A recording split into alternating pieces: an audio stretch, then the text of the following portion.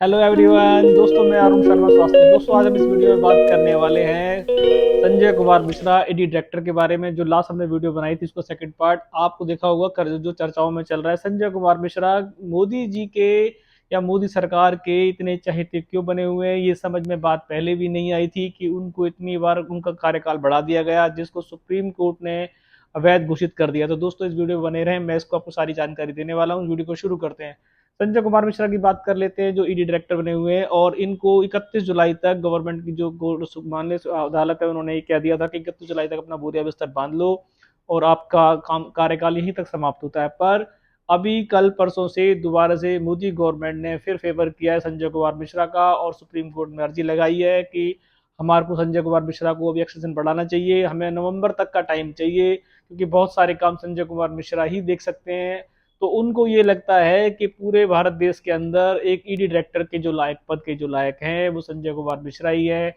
अब मोदी गवर्नमेंट का इसमें कितना बेनिफिट है, एनडीए सरकार को इतना कितना लाभ पहुंचा रहे थे, ये एक जांच का विषय है। और सुप्रीम कोर्ट ने पहले ही अगली पहली जो हायरिंग इनकी हुई थी उसमें इनको एक डांट फटकार लगाई थी कि जितना भी संजय कुमार मिश्रा का कार्यकाल बढ़ाया गया था वो अवैध है, और इनको 31 जुलाई तक खाली करने के आदेश दे दिए गए थे।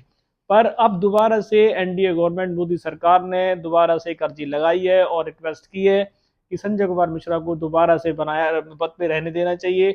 नवंबर तक हमारे बहुत सारे काम हैं, जो नया जो डायरेक्टर आएगा वो उसको संभालने में बहुत सारी परेशानियों का सामना करना पड़ेगा, सिर्फ संजय कुमार मिश्रा ही इसको संभाल सकते हैं। ऐसी अनोखी बातें उन्होंने अपनी अर्जी में लगाई हैं, जो अब सुप्रीम कोर्ट के सामने जाने वाली है। अब 31 तारीख तक इनका कार्यकाल समाप्त होने का कगार हो चुकी है, पर अभी एनडीए गवर्नमेंट अपना मन बना चुकी है कि उनको 18 नवंबर तक का उनका कार्यकाल बढ़ाया जाए।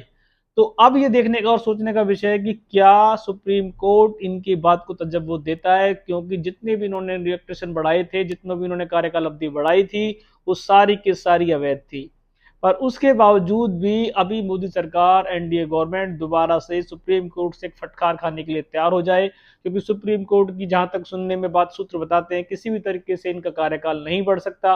पर मोदी गवर्नमेंट के क्या ऐसे महत्वपूर्ण काम में क्या ऐसे उनको चहेते बना लिया गया है कि संजय कुमार मिश्रा को विदा करने के लिए वो इतना सोच रहे हैं। तो क्या पूरे भारतवर्ष के अंदर संजय कुमार मिश्रा के अलावा एनडीए गवर्नमेंट को ईडी डायरेक्टर नहीं समझ में आया, जब उनका कार्यकाल ऑलरेडी पहले से ही अवैध था और सुप्रीम कोर्ट ने फटकार लगाई थी कि 31 तारीख तक उनसे उनका पद ले लिया जाए। उसके बावजूद अब उन उस चहेते के दोबारा उसको बनाने के लिए, उसकी आगे कार्यकाल अवधि को बढ़ाने के लिए उन्होंने सुप्रीम कोर्ट में एक अपील दायर की है। अब ये कितना सही है कितना गलत, सही तो है ही नहीं, क्योंकि सुप्रीम कोर्ट ने ऑलरेडी पहले से इसको रिजेक्ट कर दिया था। उसके बावजूद मोदी गवर्नमेंट इसको कंटिन्यू दोबारा करना चाहती है। पर ये बहुत गंभीर विषय है, और दोबारा से फिर इस पे विपक्ष हल्ला बोलेगा, फिर दोबारा से इसका मुद्दा बोलेगा, फिर दोबारा से आपकी जो सदन है वो ठप होगा। अगर किसी भी कंडीशन में कोई भी दस्तावेज के अकॉर्डिंग अगर इनका कार्यकाल बढ़ता है, तो फिर सदन में एक बार हंगामा होने के कगार पे होगा और सदन फिर दोबारा से ठप होने को आपको मिलेगा, क्योंकि विपक्ष इस दोबारा इनके एक्सटेंशन को दोबारा से मान्य नहीं मानेगा, और किसी भी कंडीशन में जो सदन चलने के आसार बने हैं वो दोबारा से ठप होने के आसार नजर आएंगे।